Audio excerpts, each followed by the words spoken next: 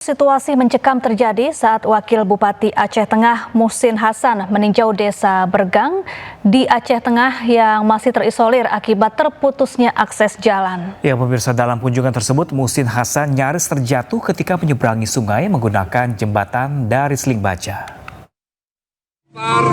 Bantan Redo Bergang. Bismillah.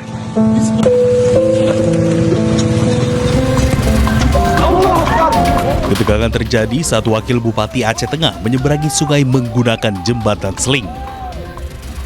Saat di tengah sungai berarus deras, salah satu tali pengikat terputus. Rombongan dan warga yang menyaksikan kejadian tersebut langsung panik. Wakil Bupati nyaris kehilangan keseimbangan dan hampir terjatuh ke sungai. Beruntung ia segera mendapat pegangan serta bantuan dari tim pendamping sehingga tidak sampai terjatuh ke sungai. Insiden ini menjadi bukti bahwa infrastruktur di lokasi bencana masih rusak parah sehingga bantuan hanya bisa disalurkan melalui udara atau motor.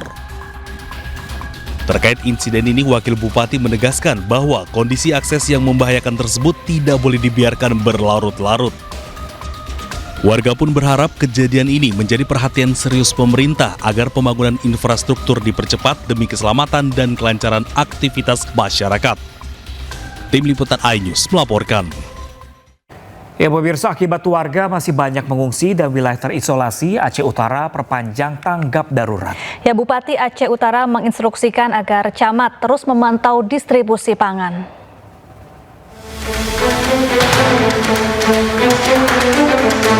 Pemerintah Kabupaten Aceh Utara kembali memperpanjang masa tanggap darurat bencana hingga 29 Desember 2025. Lebih dari 4.000 rumah hilang dan 7.000 rumah lainnya rusak akibat banjir bandang yang melanda pada 26 November lalu. Bupati Aceh Utara Ismail A. Jalil menginstruksikan agar camat terus memantau distribusi pangan dan memastikan seluruh lokasi terdampak mendapat perhatian, bukan hanya wilayah yang viral. Maka kita perpanjangkan tanggap darurat. Berapa lama? Kita rencanakan masih dalam minggu ini 7 hari. 7 hari supaya tenda masyarakat dapat semua tempat tinggal. Kemudian kita lagi melaksanakan buntara. Bencana banjir bandang ini berdampak hampir ke seluruh Kabupaten Aceh Utara sehingga diperlukan kerja keras dan perhatian bersama dalam penanganan serta pemulihan pasca bencana. Dari Kabupaten Aceh Utara, Armia Jamil, iNews melaporkan. 9 desa di Kecamatan Pini, Gayo Lues, Aceh masih terisolasi. Ya, petugas harus menempuh medan berat untuk mengantarkan sembako untuk warga di sana.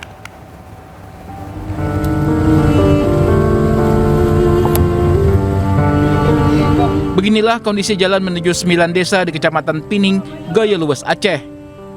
Longsoran tanah masih menutupi sebagian besar jalan. Tak hanya itu, di sejumlah titik jalanan rusak parah. Warga di Desa Gajah, Uring, Papela, Pintu Rime, Pasir Putih, Pertik, Ekan, Pining, dan Lesten harus berjalan jauh untuk mengambil bantuan. Kadang-kadang lebih 6 jam. Kalau di sini mau sampai jam 10. Berarti sekitar 12 jam ada perjalanan, Pak. Ya, kadang-kadang ada seminggu sekali ada helikopter. Kalau Indomie 3 bungkus orang. Itu mencukupi nggak kira-kira? Ya. Berapa? Berapa?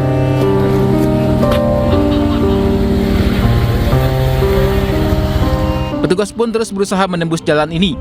Sulitnya akses jalan tak menghentikan langkah petugas untuk mengantarkan bantuan. Dari Kabupaten Gayo Lues, Aceh, Medi Arjuna, iNews melaporkan. Ya pemirsa, bantuan tahap 3 dari Kementerian Pertanian dan Badan Pangan Nasional atau Bapanas untuk korban bencana kembali tiba di Pelabuhan Umum Krueng, Gekeh, Aceh. Sebanyak 220 ton bantuan tahap 3 dari Kementan dan Bapanas Peduli korban terdampak banjir di Aceh diangkut langsung menggunakan KRI Makassar 590. Bantuan ini nantinya akan dibagikan ke 2 wilayah yakni Aceh dan Sumatera Utara. Nominal bantuan yang telah disalurkan Kementan dan Bappenas Peduli dalam 3 tahap mencapai 45 miliar rupiah. Bantuan yang disalurkan kali ini mencakup pakaian baru, logistik, makanan, dan berbagai kebutuhan pokok lainnya. Total nilai rupiah, baik tahap 1, tahap kedua dengan tahap ketiga, itu diperkirakan dari kementerian kemarin ada sekitar 44 sampai 45 miliar. Jadi memang masih ada ya tersisa. Kita belum tahu nanti bentuk berikutnya apakah masih menggunakan KRI ataukah menggunakan darat ya. Kita masih menunggu, juga termasuk kita evaluasi apa yang dibutuhkan.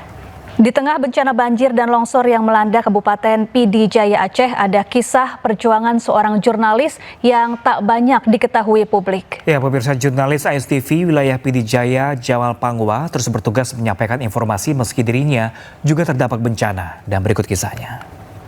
Jamal Pangwa di Pidi Jaya. Jamal Pangwa di Murah 2. Selamat malam Davi, di posko pengungsian di desa apa nih? Desa Bencana banjir dan longsor yang melanda Kabupaten Pidi Jaya Aceh sejak Kamis 26 November 2025. Di saat sebagian warga berjuang menyelamatkan diri, seorang jurnalis iNews TV, Jamal Pangwa, justru meninggalkan keluarganya demi menjalankan tugas peliputan.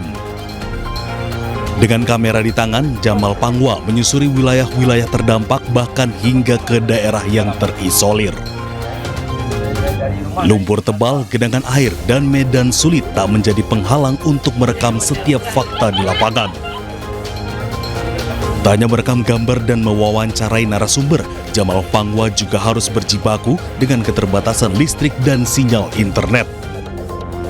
Ia kerap berpindah lokasi demi menemukan titik jaringan agar hasil liputannya dapat terkirim ke Jakarta tepat waktu. Di lokasi bencana, Jamal sering menjumpai warga yang masih trauma, bahkan belum makan selama berhari-hari. Di Jaya Aceh, selamat malam, Jamal. Tangis anak dan wajah lelah para korban menjadi pemandangan yang menguatkan tekadnya untuk terus menyampaikan suara mereka ke layar kaca. Namun di tengah tugas dan penderitaan warga Pidi Jaya, kabar duka juga datang dari keluarganya. Rumah mertua Jamal di Aceh Utara turut terdampak banjir dan longsor. Air setinggi lebih dari 2 meter merendam rumah, memaksa keluarganya mengungsi ke tempat yang lebih aman. Di mana di sini di gedung ini ada menampung. Nah, kesulitan saya lagi ketika saya sudah meliput, sudah mengambil gambar, baterai HP saya lobet karena saat itu listriknya padam. Nah, ketika saya meliput, saya mencari di mana ada lokasi yang memiliki listrik yang menggunakan genset. Saya cas HP-nya, lalu saya pergi lagi untuk mencari sinyal internet yang bisa saya kirim video-video saya ke kantor ke Jakarta. Meski dilanda kegelisahan sebagai anggota keluarga, Jamal Pangwa tetap memilih bertahan di lapangan.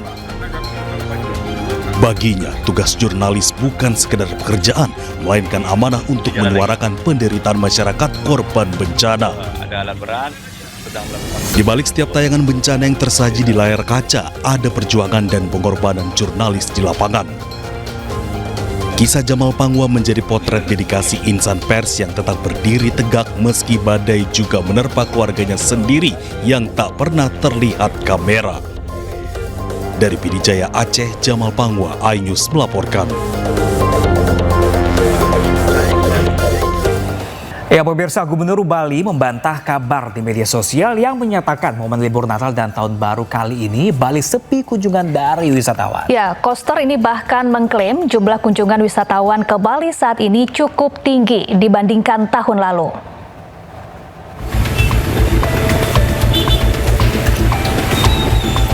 Pemerintah Provinsi Bali membantah kabar yang menyatakan situasi Pulau Dewata tersebut sepi kunjungan wisatawan.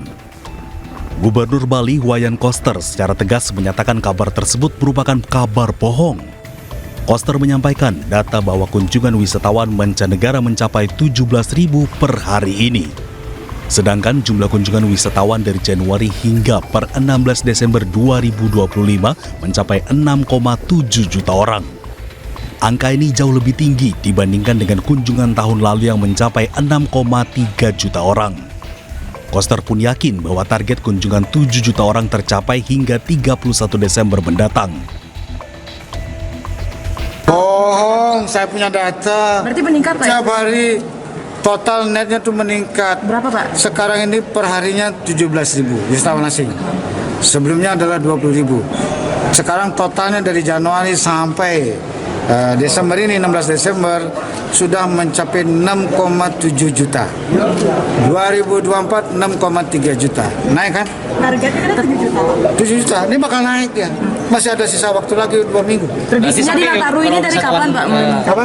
Berarti bohong kalau wisatawan sepi itu, Pak ya? Bohong. Ini berbanding terbalik. Wayan Koster juga menegaskan jumlah kunjungan wisatawan yang diklaim meningkatkan, namun berbanding terbalik dengan tingkat hunian penginapan, dinilai karena wisatawan asing mencari penginapan lewat aplikasi yang tidak membayar pajak kepada pemerintah. Koster juga menanggapi ramainya sopir pariwisata di Bali yang mengeluh sepi turis. Menurutnya hal tersebut karena cuaca buruk dan banjir sehingga wisatawan memilih tinggal di penginapan. Dari Denpasar, Bali, Indira Ari, iNews melaporkan. Ya, Anda kembali di iNews Today. Pemirsa, sebanyak 15.230 orang narapidana di seluruh Indonesia mendapatkan remisi pengurangan masa tahanan Hari Raya Natal. Sementara di Jakarta, 610 warga binaan Rutan Cipinang mendapatkan remisi.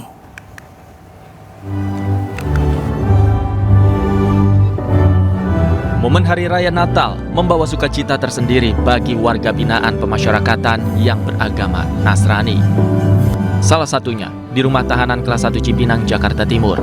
Kebahagiaan terpancar dari raut wajah para warga binaan yang mendapatkan remisi khusus pada perayaan Natal tahun 2025. Sebanyak 610 warga binaan rutan dan lapas se-DKI Jakarta mendapatkan remisi khusus maupun umum dengan pengurangan masa tahanan mulai dari 1 hingga 2 bulan. Khusus di rutan kelas 1 Cipinang, 5 warga binaan dinyatakan bebas langsung pada hari Natal ini. 15.235 dan ini dilaksanakan oleh masing-masing KUPT dan kami sudah memerintahkan kepada para tim T kami untuk menjadikan sebagai pelaksanaan kegiatan remisi Natal ini yang dilaksanakan di seluruh Indonesia. Ini salah satunya saya mengucapkan selamat kepada narapidana dan anak binaan yang mendapatkan remisi khusus.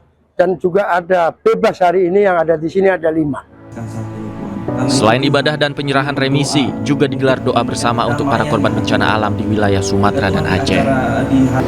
Dari Jakarta, Rio Manik, iNews melaporkan. Ya, pemirsa, Wakil Presiden Republik Indonesia Gibran Rakabuming Raka menghadiri perayaan Natal bersama ribuan umat Kristiani di lapangan Pancasila Salatiga, Jawa Tengah. Ya, Wapres Gibran juga membagikan kado Natal kepada anak-anak yang hadir sambil menyapa dengan hangat.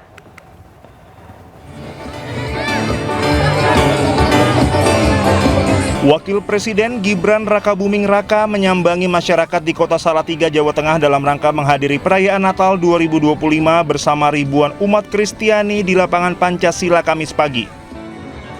Wapres Gibran menyebut kunjungan kali ini sejalan dengan arahan Presiden Prabowo Subianto agar seluruh jajaran pemerintah terus memperkuat semangat toleransi, menghormati keberagaman, serta menjaga persatuan bangsa di tengah perbedaan keyakinan. Sebagai wujud kepedulian, Wapres Gibran mengajak umat Kristiani mendoakan saudara-saudara di Aceh, Sumatera Utara, dan Sumatera Barat yang terdampak bencana. Semoga Natal tahun ini membawa berkah untuk Bapak Ibu semua.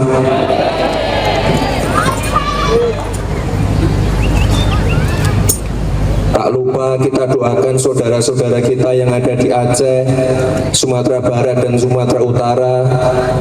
Kami dari pemerintah terus mengupayakan untuk percepatan penanganan dan pemulihan pasca bencana. Wapres Gibran juga membagikan kado Natal kepada anak-anak yang hadir sambil menyapa mereka dengan hangat. Kehadiran Wapres Gibran sekaligus menjadi wujud nyata komitmen pemerintah dalam mendukung kerukunan antar umat beragama di berbagai daerah. Dari Kota Salatiga, Jawa Tengah, Lurisa Lulu, iNews melaporkan. Pemirsa, Menteri Agama Republik Indonesia Nasaruddin Umar menghadiri misa malam Natal di Gereja Katedral Hati Tersuci Maria di Manado, Sulawesi Utara. Ya, Nasaruddin mengajak menghayati pesan Natal dengan menjadi manusia sejati.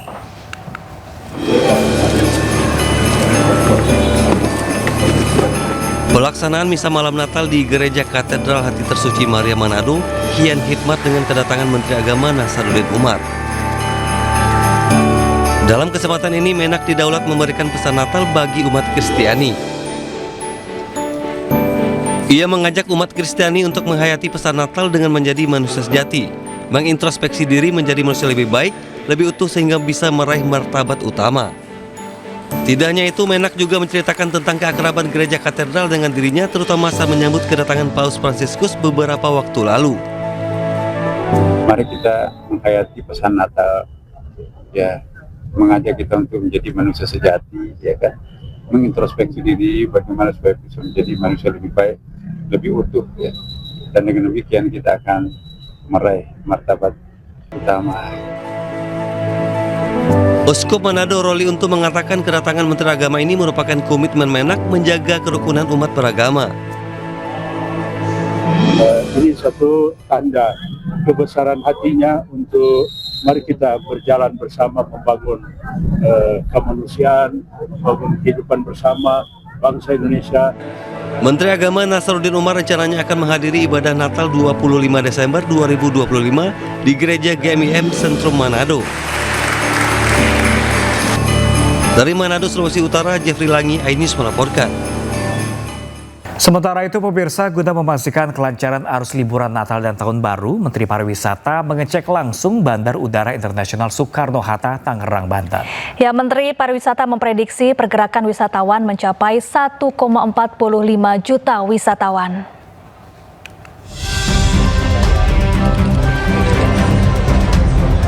Bertempat di Terminal 1C Bandar Udara Soekarno-Hatta, Tangerang, Banten, Menteri Pariwisata Widianti Putri Wardana beserta jajarannya memantau kesiapan personel hingga sarana dan prasarana di Terminal Bandara Soekarno-Hatta. Selain mengecek kesiapan bandara, Widianti juga mendengarkan masukan para penumpang.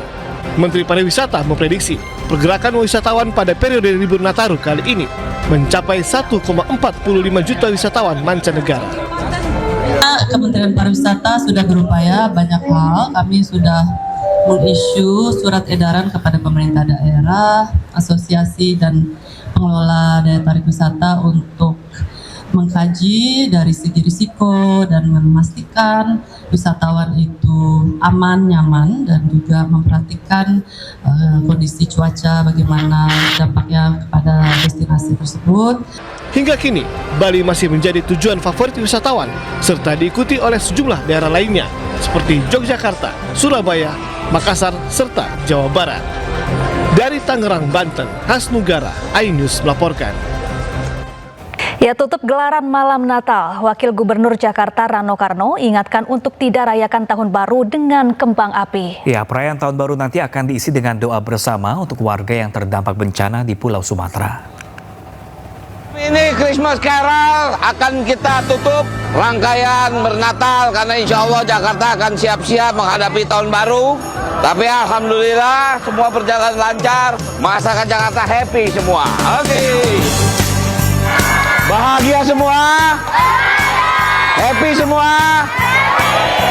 Jakarta milik kita semua, milik siapa saja yang ada di sini, apapun agamanya, ini adalah kebahagiaan kita bersama. Karena setelah ini kita akan mempersiapkan Tahun Baru. Nah, jadi Pak Gubernur sudah putuskan Tahun Baru kita tidak ada kembang api. Supaya semua merasakan bagaimana prihatin yang terjadi dengan saudara-saudara kita. Kita akan mengadakan doa bersama untuk saudara-saudara kita yang kena musibah di Sumatera. Kemudian di setiap panggung kita menyediakan tempat untuk berdonasi. Sekali lagi atas nama pemerintah Provinsi DKI Jakarta, kami mengucapkan selamat Natal dan Tahun Baru. Kita ke informasi lain, pemirsa. Pemerintah daerah ramai-ramai naikkan upah minimum provinsi. Ya, kabar baiknya UMP Jakarta juga naik. Yang sebelumnya 5,3 juta rupiah kini menjadi 5,7 juta rupiah. bahwasanya beliau sudah menandatangani. Aksi unjuk rasa digelar buruh di depan kantor Gubernur Jawa Tengah. Mereka menuntut kenaikan upah minimum sekitar 7% di tahun 2026. Di tengah orasi, Gubernur Jawa Tengah Ahmad Lutfi yang baru selesai melakukan rapat segera menemui buruh. Ahmad Lutfi sempat ikut berorasi dan berjanji akan berusaha mensejahterakan buruh. Hasilnya, pemerintah Provinsi Jawa Tengah menetapkan UMP naik sekitar 7,28% dari upah tahun lalu, yaitu sekitar Rp2.327.000. Hasil investigasi yang sudah saya tangani adalah ada 80 kabupaten ada 8 kabupaten kota yang 0,90, kemudian kabupaten kota yang lain juga ada yang 80, ada yang 70, bervariatif, dan hari ini sudah kita rilis bahwa telah selesai Dewan Pengupahan di masing-masing kabupaten kota. Harapan Sementara itu, upah minimum Provinsi Jakarta 2026 naik 6,17% atau sebesar Rp300.000. UMP DKI Jakarta yang sebelumnya Rp5,3 juta kini menjadi Rp5,7 juta. Setelah rapat beberapa kali di Dewan Pengupahan antara buruh, pengusaha, dan pemerintah DKI Jakarta, telah disepakati untuk kenaikan upah minimum Provinsi DKI Jakarta atau UMP tahun 2026 sebesar Rp5.029.876. UMP sebelumnya sebesar Rp5.396.761, maka kenaikannya sebesar 6,17% atau Rp333.115. Kenaikan upah berdasarkan hasil rapat antara buruh dan Pemprov DKI Jakarta di Dewan Pengupahan. Tim Liputan iNews melaporkan. Pemirsa, di penghujung tahun, karut-marut permasalahan sampah di berbagai daerah tak juga selesai. Ya, Menteri Lingkungan Hidup bahkan telah menjatuhkan sanksi kepada pemerintah daerah yang dinilai tidak becus mengurus sampah.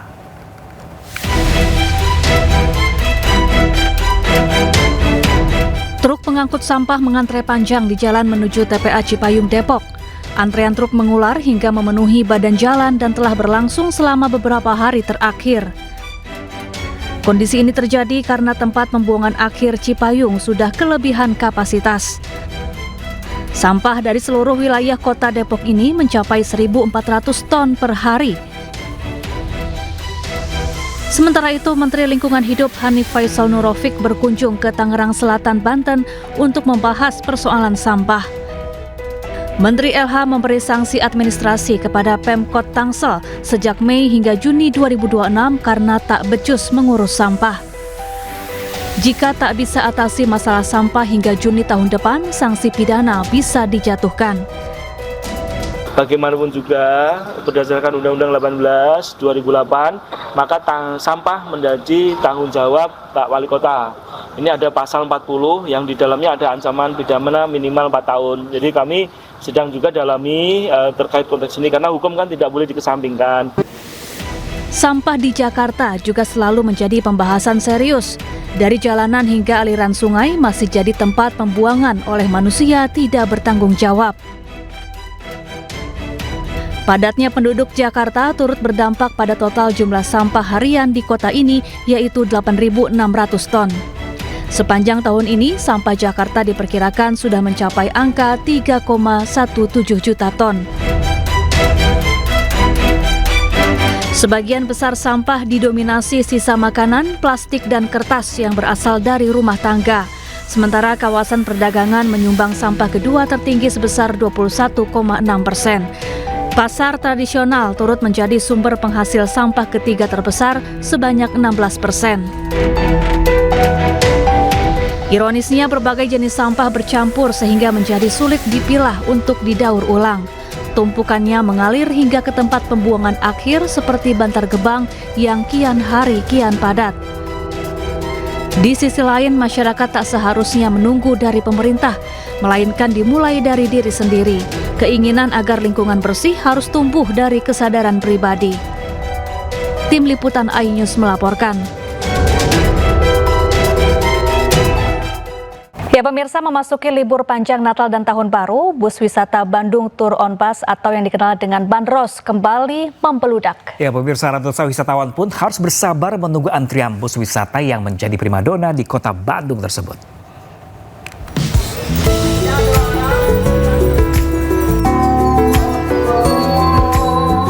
Bus wisata Bandros Bandung Tour on Bus masih jadi ikon wisata kota Bandung yang tak pernah sepi di saat liburan. Ratusan wisatawan mulai dari anak hingga lansia memadati shelter Bandros di kawasan Taman Alun-Alun, Jalan Dalem Kaum. Bahkan mereka rela antri berjam-jam hanya untuk bisa berkeliling menggunakan bus wisata sambil melihat tempat bersejarah di kota Bandung. Tidak hanya warga Bandung Raya dan sekitarnya, tidak sedikit wisatawan dari luar daerah yang sengaja datang berlibur untuk bisa naik bus unik yang satu ini. Pengen tahu sejarah kota Bandung sambil keliling-keliling, gak usah capek, terus pengen duduk aja gitu sambil nyantai. Udah nunggu berapa lama? Kayaknya kurang lebih mau sejam. Kenapa? Karena di TikTok kayak kelihatannya seru gitu, kayak muter-muter Bandung juga. Ini pengalaman pertama kalinya? Iya, pertama. Barusan nunggu berapa lama? Kalau tadi sih kita baru nunggu 15 menit sih.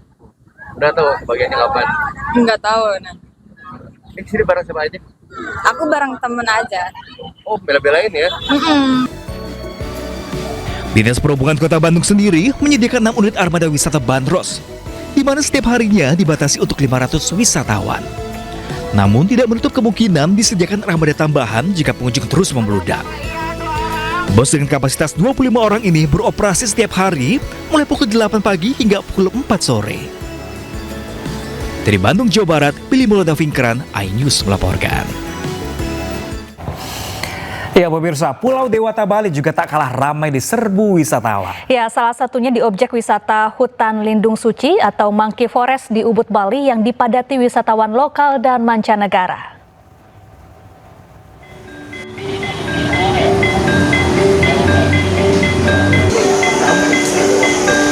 Suasana libur panjang di kawasan pariwisata Ubud, Kabupaten Gianyar, Bali ramai oleh wisatawan domestik maupun mancanegara.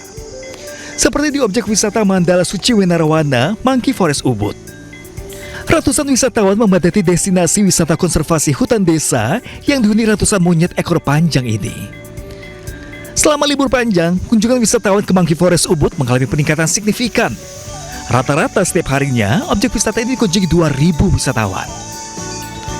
Ragam aktivitas dapat dilakukan hingga yang terbaru yaitu Monkey Moment, di mana wisatawan dapat bersuah foto langsung dengan satwa secara aman di bawah pengawasan petugas. Di tahun ini kami launching adanya bagaimana tamu bisa berinteraksi dengan monyet dengan aman. Jadi kita sebutnya Monkey Moment, yang cukup viral itu ada monkey selfie. Jadi tamu bisa berfoto dengan monyet, bisa mangku monyet, dan nikah dengan supervisi ketat dari tim kami.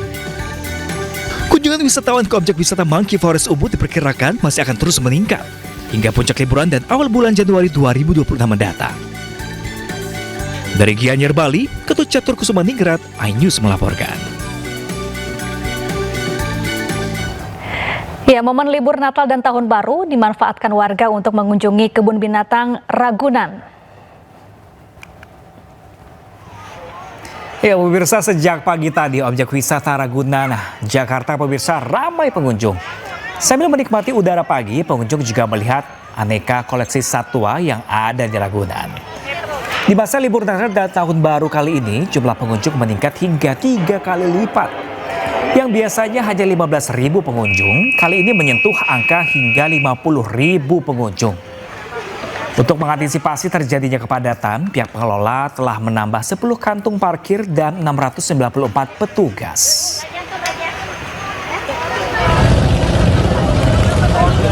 Ya, tak hanya di Ragunan, kawasan Jalan Malioboro masih menjadi destinasi favorit wisata libur panjang Natal dan Tahun Baru. Titik 0 km jadi spot favorit wisatawan untuk berfoto bersama rekan dan keluarga. Ada sejumlah spot foto menarik di titik 0 km, seperti berfoto dengan latar bangunan peninggalan Belanda, instalasi bertuliskan 2026, Jogja Kota Batik, hingga mengunjungi Benteng Vredenburg. Sebagian wisatawan mengaku setiap berlibur ke Yogyakarta, mereka juga sekaligus berbelanja oleh-oleh di Pasar Beringharjo.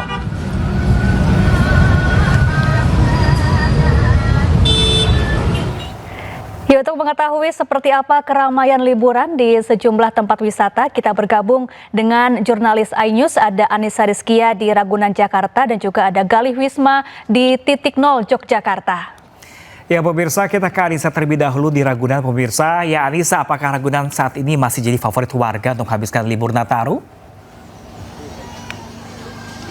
Ya, Syafa, Pram, dan juga pemirsa, betul sekali. Memang Ragunan ini menjadi spot favorit bagi warga untuk menghabiskan libur panjang Natal dan Tahun Baru. Yang mana memang jumlah kunjungan ini meningkat drastis dibandingkan hari biasa, sudah mencapai 50.933. Dan banyak sekali spot-spot menarik yang bisa Anda kunjungi ketika berkunjung ke Ragunan ini. Selain ada banyak satwa, di sini juga bisa menikmati aneka jajanan kuliner begitu ya, bersama keluarga tercinta. Nah, saya akan langsung berbincang dengan salah satu pengelola di sini, yaitu Bapak Wahyudi Bambang selaku humas dari Taman Marga Satwa Ragunan. Bisa disampaikan begitu Pak, animo masyarakat yang datang dari sebelum libur Natal tiba sampai saat ini, bagaimana perbedaannya?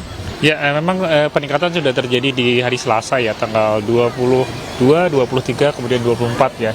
Ini memang luar biasa pengunjung kita dari 13.000, 14.000, kemudian puncak kemarin di hari Kamis 50.933. Ini jadi prediksi kami sih sekitar 50.000 ya. Jadi ekspektasinya lebih dari 50.000 ya. Dan kalau kita komparasikan dengan tahun sebelumnya ada 41.000, artinya ada peningkatan sekitar 9.000 pengunjung dibandingkan sebelumnya ya. Dan ini kita harap tetap kondusif cuaca ya, karena memang beberapa hari ini kita diguyur hujan, dan untuk alhamdulillah kemarin Natal ini cuaca bagus ya, jadi ini salah satu faktor pendukung juga nih ya. Nah, untuk antisipasi yang dilakukan pengelola nih, apakah ada penambahan kantong parkir dan juga petugas yang dikerahkan ini, apa ada penambahan personil juga Pak?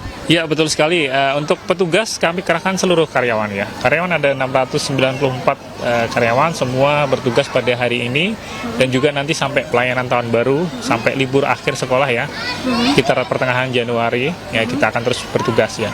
Kemudian kita juga dibantu aparat terkait, dalam hal ini polisi, TNI, kemudian Pol PP, Dishub, dan juga Damkar, serta Dinas Kesehatan.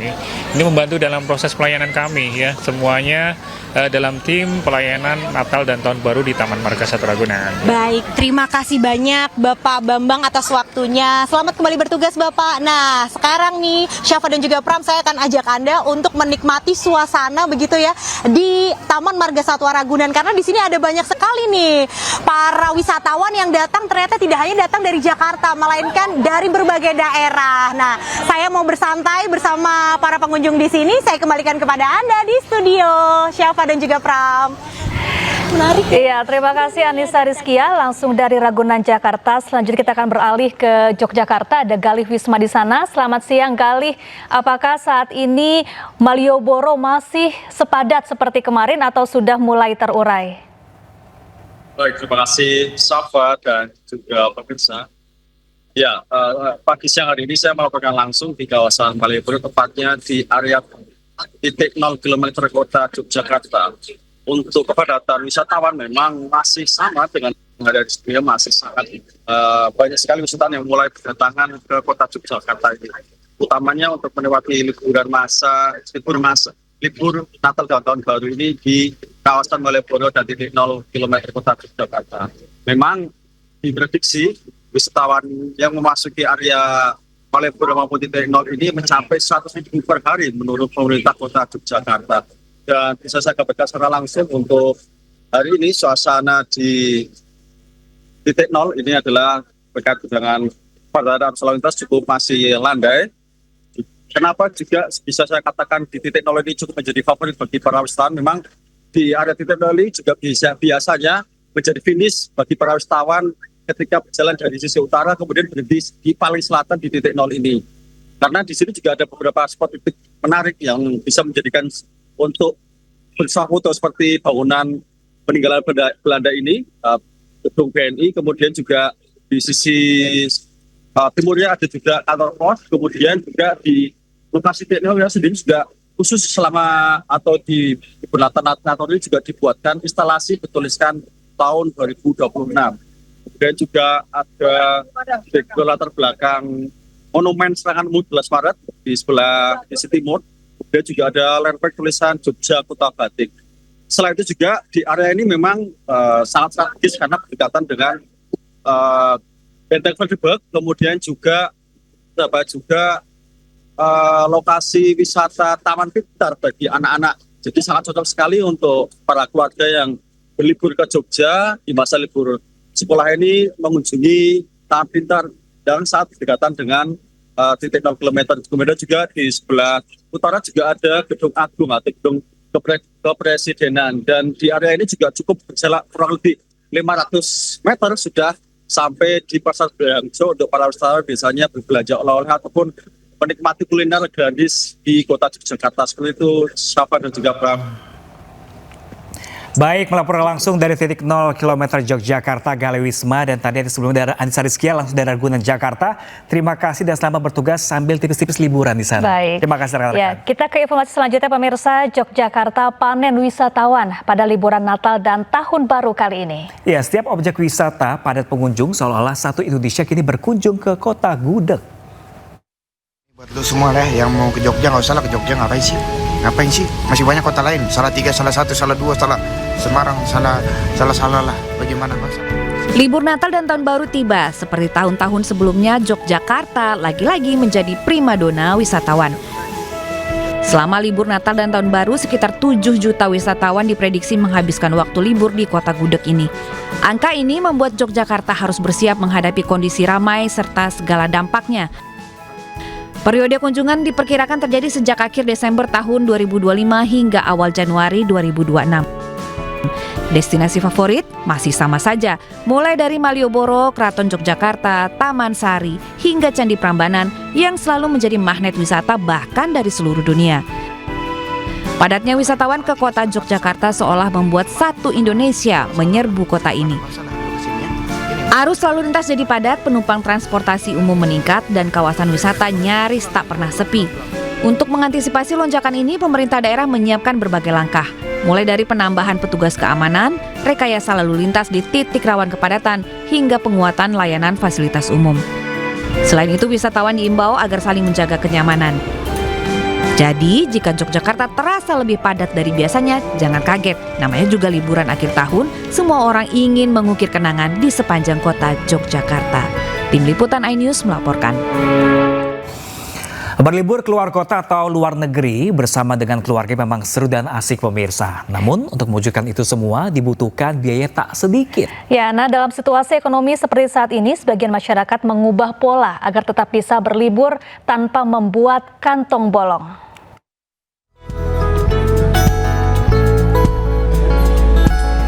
Di tengah ekonomi yang sulit, pola berlibur masyarakat Indonesia turut menyesuaikan. Bukan berhenti liburan, tapi lebih mengatur biaya. Data Badan Pusat Statistik menunjukkan pada Juni 2025, jumlah perjalanan wisatawan Nusantara mencapai 105,12 juta perjalanan. Angka ini menjadi sinyal kuat minat liburan tetap tinggi meski kondisi ekonomi sedang megap-megap. Sejumlah siasat dirancang agar bisa menikmati liburan namun tetap hemat. Selain itu, masyarakat kini cenderung memilih liburan lebih singkat, dekat, dan juga praktis dengan memanfaatkan promo transportasi hingga diskon akomodasi. Paling kita biasanya sih memanfaatkan kayak taman-taman gitu ya Mas. Di Jakarta kan banyak tuh ruang terbuka. Paling ngajak anak ke situ kan. Banyak sih benernya ya, kita bisa mensiasati tanpa keluar ruang banyak itu. Tadi pagi misalnya saya jogging nih di lapangan Banteng ya. Kemudian bisa juga pergi ke museum, kemudian ke taman, banyak sekali kan. Cari liburan yang kids friendly, tapi yang outdoor. Jadi di playground kan banyak ya kayak gitu. Udah gitu kita biasanya juga ada kegiatan di rumah tuh. Kita bisa download kayak worksheet gitu buat dikerjakan sama anak di rumah. Pemerintah turut mendorong tren berlibur di dalam negeri dengan taburan promosi wisata domestik serta insentif transportasi. Liburan tahun ini bukan soal jauh atau mewah, tapi soal cerdas memilih, menikmati waktu bersama keluarga, dan tetap menjaga keseimbangan keuangan di tengah tantangan ekonomi. Tim Liputan iNews melaporkan. Ya pemirsa, surat izin trayek belum diperpanjang, sejumlah armada bus angkutan Natal dan Tahun Baru ditindak oleh petugas gabungan di Terminal Kampung Rambutan Ciracas, Jakarta Timur. Ya, petugas memberikan sanksi tilang bagi bus yang kelengkapan suratnya tidak sesuai.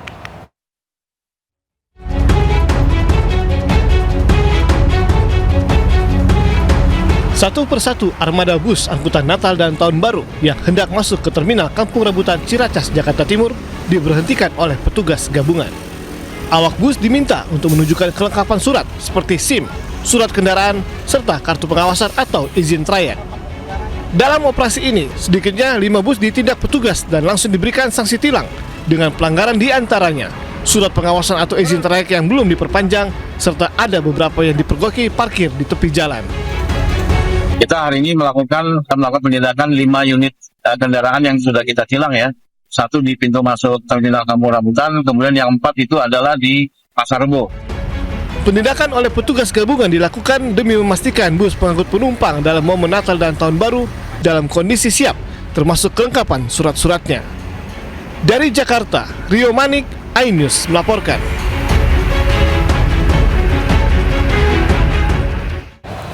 Ya pemirsa, antrian truk ekspedisi di Pelabuhan Ciwandan, Cilegon, Banten masih terjadi pasca perayaan Natal. Ya, kantong parkir di dalam dermaga penuh membuat truk tertahan di jalur lingkar selatan. Ya, seperti inilah antrean panjang kendaraan hingga membuat area pelabuhan sudah tidak mampu untuk menampung truk yang mengakibatkan antrean mengular hingga ke jalan lingkar selatan. Polisi terpaksa menyekat jalan lingkar selatan agar tidak terjadi penumpukan. Antrean truk ekspedisi ini mengular hingga lebih dari 2 km. Namun antrean tidak berdampak kemacetan bagi kendaraan wisata maupun kendaraan warga sekitar. Antrean kendaraan ini karena adanya penerapan delaying system atau penyekatan yang dilakukan oleh petugas agar lalu lintas di dalam area Pelabuhan Ciwandan dapat terkendali.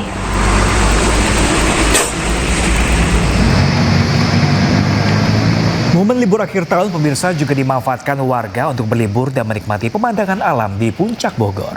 Akibat banyaknya kendaraan dari arah Jakarta menuju Puncak, volume kendaraan mengalami peningkatan hingga mengakibatkan antrian panjang dari arah Jakarta menuju Puncak pagi tadi.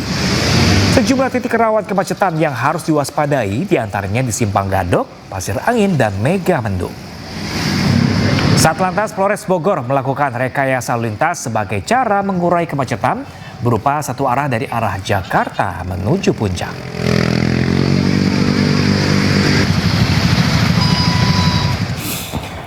Ya pemirsa, untuk mengetahui pantauan arus liburan Natal dan Tahun Baru, pemirsa kita bergabung dengan jurnalis iNews Iskandar Nasution langsung dari Pelabuhan Ciwandan dan Wildan Hidayat dari jalur Gadok Puncak Bogor. Ya, kita ke Iskandar terlebih dahulu. Iskandar, bagaimana situasi keramaian Pelabuhan Ciwandan pagi ini? Ya baik, selamat pagi Safa dan Pram. Ya, selamat pagi pemirsa, dapat saya informasikan bahwa saya saat ini tengah berada di Pelabuhan Ciwandan, Cilegon, Banten. Tepat belakang saya antrian kendaraan roda 2 yang akan memasuki kapal. Hingga saat ini sudah ada sebanyak 126 truk yang sudah menyeberang ke Pelabuhan Bakauheni, Lampung.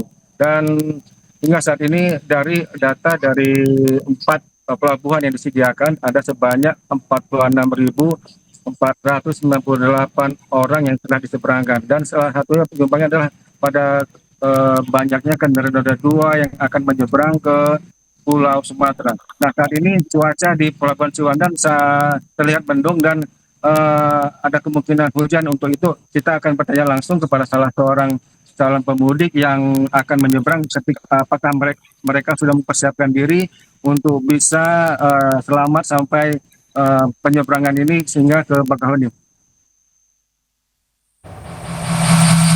Ya, Ibu, nama siapa Bu? Nama Siti Komaria. Bapak Ibu mau kemana nih Bu? Ibu mau ke Lampung. Lampung ini dengan anaknya. Iya.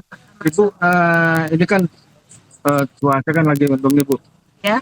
Ini pada persiapan nggak Bu? Ada. Apa aja itu? Jas hujan, terutama jas hujan. Ya. Kalau kondisi fisik fit. Alhamdulillah fit. Tadi Bu di perjalanan Bu sempat ada ini nggak ada kendala nggak Bu? Ya, alhamdulillah. Lancar ya. Lancar. Tadi asal dari mana? Tangerang. Tangerang yang mana Bu? Tangerang Selatan. Ini mudik yang pertama kali itu gimana nih? Ini mendadak sih Pak mudik, nenek meninggal. Oh, nggak lihat pas balik ya? Iya. Oke, terima kasih Bu. Ya baik, Sapa Pram, begitulah demikian tadi bincang-bincang saya dengan salah seorang penumpang kapal yang akan menyeberang ke Pelabuhan Bakauheni Lampung. Kembali ke studio. Di Pelabuhan Ciwandan, pemirsa, kita beralih ke Simpang Gadok, Bogor, Jawa Barat. Pemirsa, ada rekan Wildan Hidayat di sana. Wildan, apakah antrian kendaraan ke arah puncak saat ini masih terjadi di sana? Ya, baik Pram dan juga pemirsa, selamat pagi menjelang siang Pram dan juga Safa yang ada di rumah pemirsa, untuk diketahui bahwa saat ini kondisi lalu lintas di Simpang Gadok tempat saya berdiri tadi sempat terjadi kemacetan panjang dan saat ini sudah diberlakukan satu arah dari arah Jakarta menuju puncak. Dan untuk diketahui juga Pram, tadi antrian panjang terjadi ekor dari mulai exit tol Ciawi hingga saat ini sudah mulai berangsur tidak ada kemacetan, namun ada beberapa titik kemacetan yang terjadi seperti di Simpang Gadok ini yang ada di Pasir Angin, Megamendung hingga di Pasar Cisarua. Untuk diketahui juga bahwa Satlantas Polres Bogor sejak pagi tadi sudah melakukan rekayasa lalu lintas satu arah dari Jakarta menuju puncak ini untuk menghindari terjadinya kemacetan yang cukup panjang. Dan untuk diketahui pemirsa bahwa saat ini kondisi arus lalu lintas serta cuaca di kawasan wisata puncak ini cukup panas, namun tidak mempengaruhi akan terjadinya hujan pada sore hari. Seperti kemarin bahwa terjadi hujan pada sore hari. Demikian Pram dan juga Safa. Ya Wildan, sampai pukul berapa satu arah menuju ke arah puncak ini diberlakukan? Ya, Safa, untuk diketahui rekayasa lalu lintas ini berdasarkan situasional. Penumpukan kendaraan terjadi misalkan pukul 11 masih ada kemacetan, ya pukul 11 itu pun akan dilakukan rekayasa one way dari arah Jakarta menuju puncak. Safa. Kalau ini sistem rekayasa arus lalu lintas ini apakah akan diberlakukan hingga menjelang tahun baru nanti? Ya, rekayasa lalu lintas ini diberlakukan hingga menjelang malam tahun baru nanti. Dan untuk diketahui juga Pram, bahwa saat ini Satlantas Polres Bogor sedang melakukan sosialisasi rekayasa dan penutupan arus lalu lintas dari arah Gadok menuju puncak pada malam pergantian tahun nanti. Kawasan wisata puncak akan ditutup mulai pukul 18 malam hingga pukul 6 pagi. Demikian Pram. Iya Wildan, di titik-titik mana saja yang harus diwaspadai oleh pengendara yang melintas di kawasan puncak untuk menghindari kepadatan di sana? Ya, untuk menghindari kepadatan bagi masyarakat yang akan melalui jalur puncak ini ada beberapa titik, diantaranya Simpang Gadok, Pasir Angin, di Megamendung dan juga di Pasar Cisarua. Terjadinya kepadatan ini terjadi akibat adanya keluar masuk kendaraan dari arah wisatawan yang menuju ke tempat-tempat wisata yang ada di tempat titik-titik yang tadi saya sebutkan. Apa? Oke Wildan, sejauh ini kan sistem satu arah diberlakukan. Apakah sistem ganjil genap juga akan diberlakukan kalau mengingat ada kepadatan nanti? Ya, tadi pagi tidak ada ganjil genap mengingat situasional karena tadi terjadi juga kepadatan, langsung diberlakukan rekayasa lalu lintas hanya satu arah dari Jakarta menuju puncak. Baik, lalu kapan prediksi puncak kemacetan akan terjadi di kawasan puncak Bogor? Ya, untuk diketahui Safa, bahwa libur akhir tahun diberlakukan pada hari Jumat pekan depan, dan hari Jumat ini merupakan libur dari cuti bersama Natal. Namun demikian tidak betul kemungkinan bahwa besok pada hari Sabtu akan terjadi tingkat kepadatan pada hingga hari Minggu datang. Demikian Safa. Baik, terima kasih banyak William Hidayat langsung dari Simpang Gadok di Kabupaten Bogor, Jawa Barat. Tadi hadirkan kami juga Iskandar Rustiono langsung dari Pelabuhan Ciwandan, Banten. Terima kasih dan selamat bertugas kembali rekan-rekan. Baik, kita ke informasi selanjutnya pemirsa. Selama momen libur Natal dan Tahun Baru, Polresta Bandara Soekarno-Hatta menyediakan posko ibu dan anak di Terminal 2 dan 3. Ya, hal ini demi memberi kenyamanan penumpang saat menunggu jadwal penerbangan.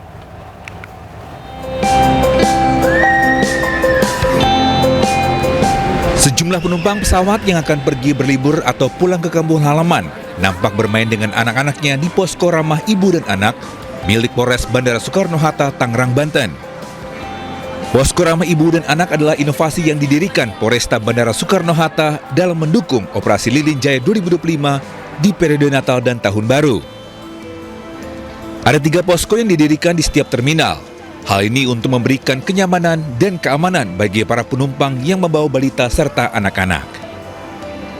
Bahkan petugas menyediakan makanan ringan serta susu untuk penumpang sehingga anak-anak tidak merasakan bosan dalam menunggu jadwal keberangkatan penerbangan. Apa aja Bu yang tadi didapatkan dari pelayanan program itu? Tadi ada program gangguan jiwa. Bermain bersama dengan para polres. Jadi kami sampaikan dalam pelaksanaan kegiatan Operasi Lilin Jaya 2025 ini, selain pendirian pos pengamanan di area bandara, kami juga memiliki beberapa inovasi-inovasi untuk membantu para masyarakat yang akan pulang kampung maupun yang akan berlibur. Sejauh ini ada 3 posko ramah ibu dan anak yang didirikan oleh Polresta Bandara di Terminal 2 dan 3. Sehingga dapat dimanfaatkan oleh para penumpang sambil menunggu agar anak-anak tidak bosan dan riang gembira dalam menyambut libur akhir tahun. Dari Tangerang, Banten, Hasnugara iNews melaporkan. Pemirsa, umat Kristen di Provinsi Suwaida, Suriah Selatan memperingati Natal dengan perayaan yang sederhana.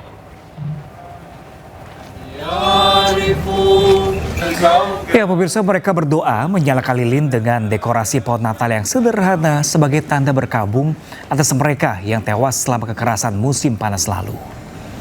Uskup Agung Keuskupan Bosra, Hauran, Jabal Al-Arab, dan Golan mengatakan bahwa gereja sengaja mengurangi perayaan sebagai bentuk solidaritas dengan keluarga yang berduka. Provinsi Suwaida menyaksikan bentrokan kekerasan musim panas lalu antara suku-suku Baduy dan pasukan yang bersekutu dengan pemerintah transisi di satu pihak dan kelompok-kelompok Druze setempat di pihak lain. Kekerasan ini berakhir setelah beberapa perjanjian gencatan senjata dan menewaskan sedikitnya 1.800 orang.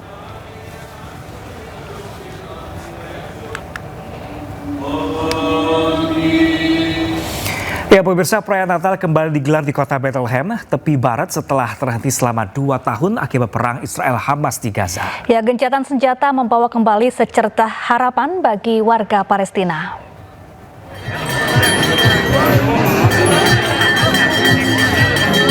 Perayaan Natal di tanah kelahiran Yesus Kristus, kota Bethlehem tepi barat Palestina kembali digelar usai terhenti selama 2 tahun akibat perang Israel-Hamas di Gaza. Ribuan warga Palestina memadati Menger Square di pusat kota Bethlehem untuk melakukan rangkaian ibadah Natal yang dipimpin oleh Patriark Latin Yerusalem Kardinal Pierbattista Pizzapalla. Perayaan Natal turut dimeriahkan oleh barisan pramuka dari berbagai kota di tepi barat yang berparade sambil memainkan alat musik berhiaskan kain tartan dan bendera Palestina. Lebih dari 700 petugas dikerahkan untuk memastikan kedatangan Patriark dengan selamat di Menger Square dan Gereja Kelahiran Yesus. Warga setempat pun mengungkapkan kegembiraannya atas kembalinya perayaan Natal di tanah kelahiran Yesus. مهد المسيح كل سنة وانتم سالمين وإن شاء الله ينعاد علينا وعلى الشعب الفلسطيني بالسلام والمحبة ومنخبر كل العالم يجوا على فلسطين لأنه إحنا الشعب منحب السلام ومنحب المناسبات وجميع الأديان ومنحب الطوائف كلها وكل عام وانتم بخير. Perayaan Natal di Bethlehem membawa pesan dan doa perdamaian untuk menghentikan segala bentuk kekerasan di tanah Palestina. Militer Israel kembali melakukan operasi skala besar di Yerusalem Utara yang menyebabkan 24 orang terluka. Ya, sementara Netanyahu menegaskan Israel akan kembali melanjutkan operasi militer di Gaza, Lebanon, dan Suriah.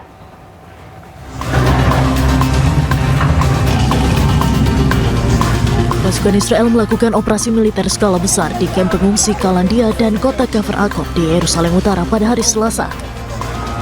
Pasukan Israel mengepung wilayah Kalandia dan menutup pos pemeriksaan militer Kalandia serta menyita barang dagangan di Kafar Aqab. Pasukan juga terlihat memasang barikade untuk memblokir jalan serta membakar ban yang ditinggalkan oleh warga setempat.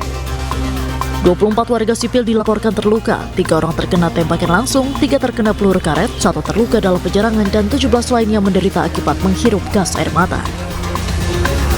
Sementara di tengah gencatan senjata yang masih berlangsung, Perdana Menteri Israel Benjamin Netanyahu menegaskan akan kembali melanjutkan operasi militer di Gaza, Lebanon, dan Suriah. היום חווינו שוב התקפה שלו, והוא אומר בריש גלי, אין לו שום כוונה להתפרק מהנשק, בניגוד גמור לתוכנית 20 הנקודות של הנשיא טראמפ. אנחנו נגיב בהתאם. מדינת ישראל יצאה ממלחמת התקומה שהיא חזקה מאי פעם. ביססנו את מעמדנו כמעצמה אזורית, בתחומים מסוימים כמעצמה עולמית, והדבר הזה מקרב אלינו מדינות רבות אחרות. Diketahui sedikitnya 1039 warga Palestina tewas akibat serangan Israel selama gencatan senjata berlangsung. Pemirsa, 2 polisi tewas dalam ledakan di Moskow, Rusia yang menewaskan seorang jenderal. Dan pemirsa, informasi ini juga sekaligus menutup jumpa kita di ISUD edisi hari ini, pemirsa. Temukan informasi terbaru lainnya di www.isu.id dan cuplikan tayangan berita iNews dapat Anda saksikan di kanal YouTube @official_iNews. Dan setelah ini Anda bisa langsung menyaksikan iNews Siang bersama rekan kami Togi Sinaga. Saya Syafaati Suryo. Dan saya Pram, pemirsa pamit undur diri. Terima kasih dan sampai jumpa.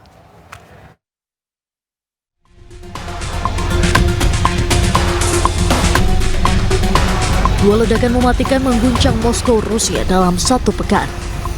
Terbaru, 3 orang tewas dalam insiden ledakan yang terjadi pada Selasa malam waktu setempat. Lokasi ledakan tersebut dilaporkan tak jauh dari TKP bom mobil yang menewaskan Jenderal Top Rusia Vanil Zarfarov hari Senin lalu. Otoritas Rusia melaporkan 2 orang petugas kepolisian menjadi korban tewas karena ledakan, sementara 1 korban jiwa lainnya diduga merupakan pelaku. Sebelumnya pada Senin 22 Desember 2025, seorang jenderal senior Rusia Letjen Vanil Zarfarov tewas dalam ledakan bom mobil. Para penyidik mendalami beberapa kemungkinan terkait ledakan ini, termasuk kemungkinan kejahatan ini didalangi oleh intelijen Ukraina. Diketahui ledakan bom mobil yang menewaskan petinggi militer Rusia bukan yang pertama kalinya terjadi. Meski demikian, otoritas Rusia menyatakan tim penyidik masih mengusut apakah Ukraina terlibat dalam pengeboman tersebut.